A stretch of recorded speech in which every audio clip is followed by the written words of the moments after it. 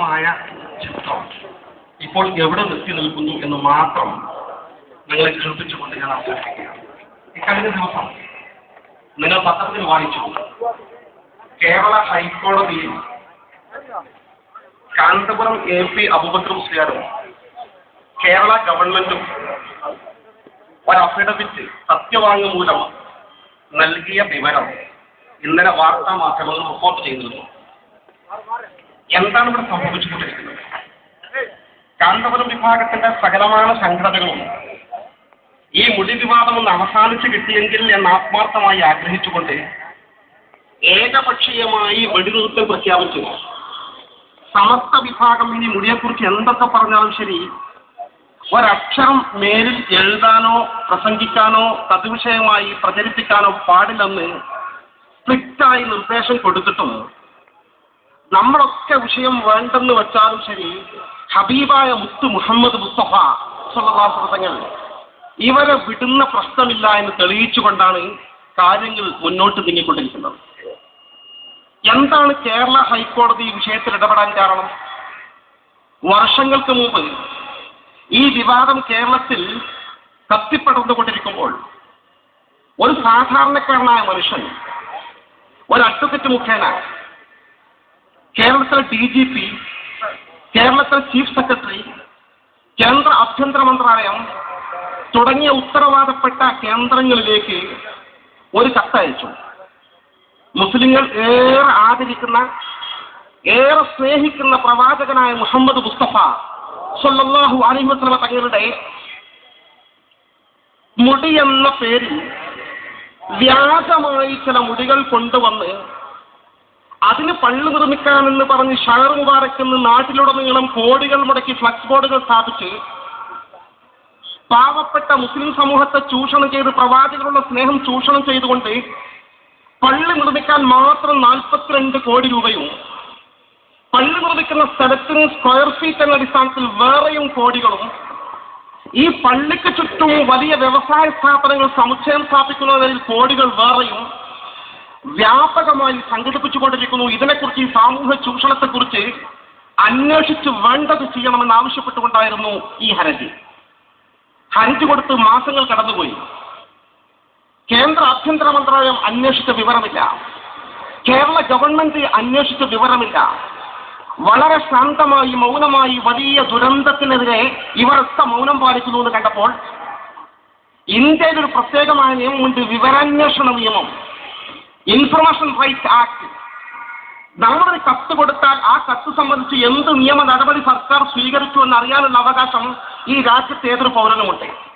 ഈ അവകാശം ഉപയോഗപ്പെടുത്തിക്കൊണ്ട് അതേ അഡ്വക്കറ്റ് മുഖേന ആ സുഹൃത്ത് കേന്ദ്ര ആഭ്യന്തര മന്ത്രാലയത്തിനും അതുപോലെ നേരത്തെ കത്ത് കൊടുത്തവർക്കും ഇത് സംബന്ധിച്ച് എന്ത് ചെയ്തു എന്ന് അറിയണമെന്ന് ആവശ്യപ്പെട്ടുകൊണ്ട് കത്ത് കൈമാറി.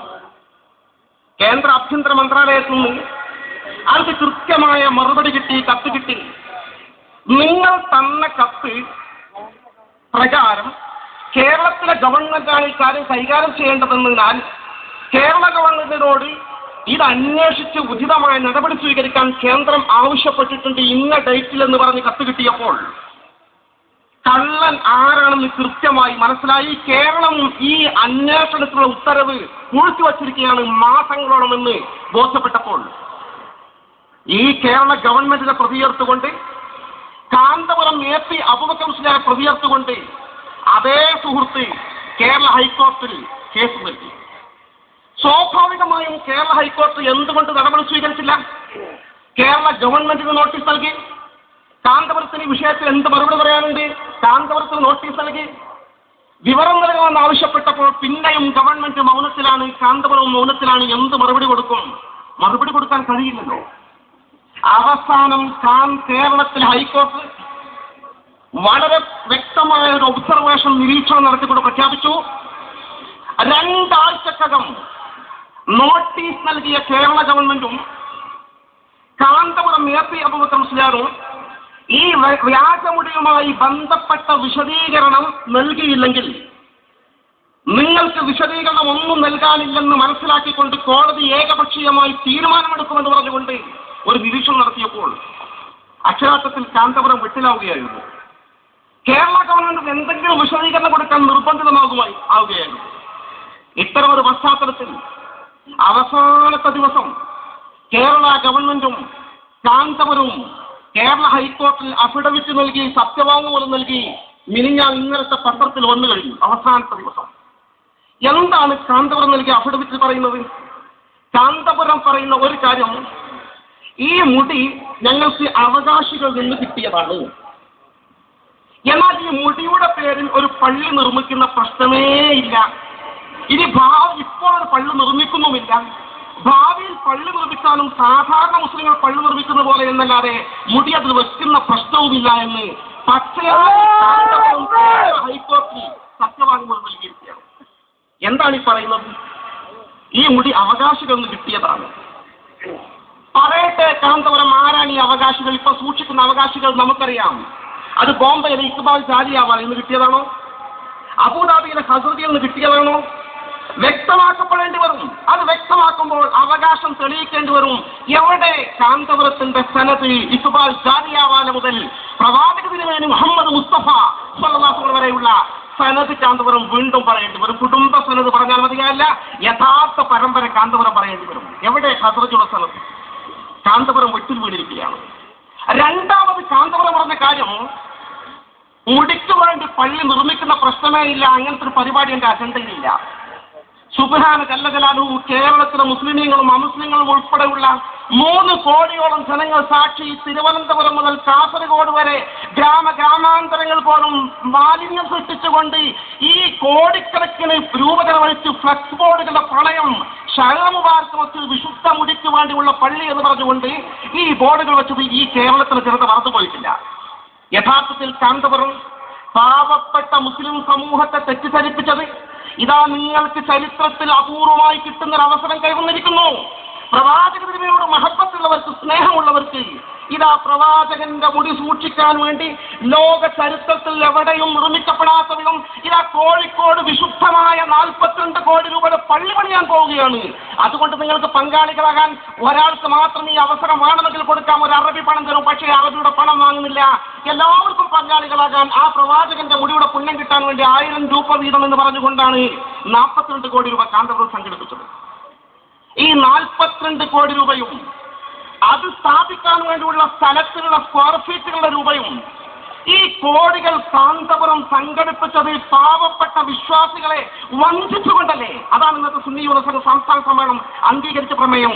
കാന്തപുരത്തിനെതിരെ കേരള ഗവൺമെന്റ് വഞ്ചനാ കുറ്റത്തിന് കേസെടുക്കണമെന്ന് ഇന്നത്തെ പ്രമേയം. യാഥാർത്ഥ്യമല്ല ഈ സംഭവ സഹോദരന്മാരെ? എത്ര വ്യക്തമാണ് ഈ സത്യം?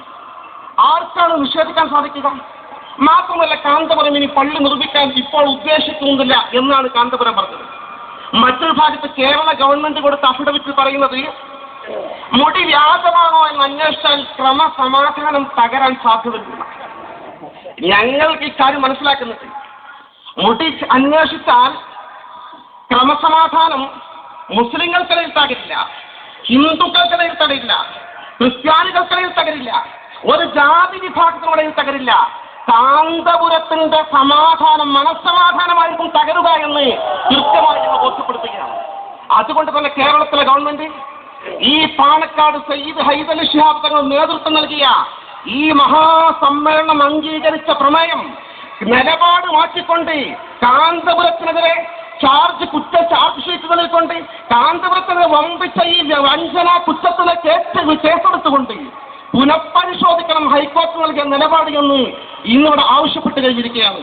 ഇൻഷാ അല്ലാഹ് കാന്തപുരം ആ മുടി അള്ളാഹു പറഞ്ഞതുപോലെ ആരൊക്കെ കൈയൊഴിച്ചാലും ശരി, വല്ലാഹു യഅ്സിമുക മിനന്നാസ്, നബിയെ നിങ്ങളെ അള്ളാഹു പ്രതിരോധം കാത്തുരക്ഷിക്കും.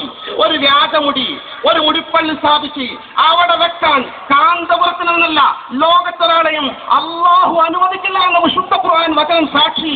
ഇതാ കാന്തപുരം മാറ്റി പറഞ്ഞിരിക്കുന്നു. ആർക്കാണ് കാന്തപുരത്തെ വിശ്വസിക്കാൻ സാധിക്കുക? മാറ്റിപ്പറയാതെ ഭദ്രമായി ശാന്തമായി നേരായ മാർഗത്തിൽ ഇതാ സുന്നത്ത് ജമാഅത്തിന്റെ അജയ്യത ബോധ്യപ്പെടുത്തിക്കൊണ്ട് മറുഭാഗത്ത് കാന്തപുരം തകർന്നുകൊണ്ടിരിക്കുന്നു, ഇപ്പുറത്ത് മുജാഹിദ് ശിഥിലമായിക്കൊണ്ടിരിക്കുന്നു, അപ്പുറത്ത് ജമാഅത്ത് ഇസ്ലാമി ആശയപരമായി തകർന്ന് ചിന്ന ഭിന്നമായി കഴിഞ്ഞു. സമസ്ത കേരള ജംഇയ്യത്തുൽ ഉലമ ഉയർത്തിപ്പിടിക്കുന്ന ആ സുന്ദരമായ ഭദ്രമായ ആശയമായി ഇതാ നാം മുന്നോട്ട് കാസർഗോഡേക്ക്. അള്ളാഹു അനുഗ്രഹിക്കുമാറാകട്ടെ. എല്ലാവർക്കും നന്ദി. സല്ലല്ലാഹു അലാ മുഹമ്മദിൻ വആലിഹി വസഹ്ബിഹി അജ്മഈൻ വൽഹംദുലില്ലാഹി റബ്ബിൽ ആലമീൻ. ശ്രദ്ധിക്കുക.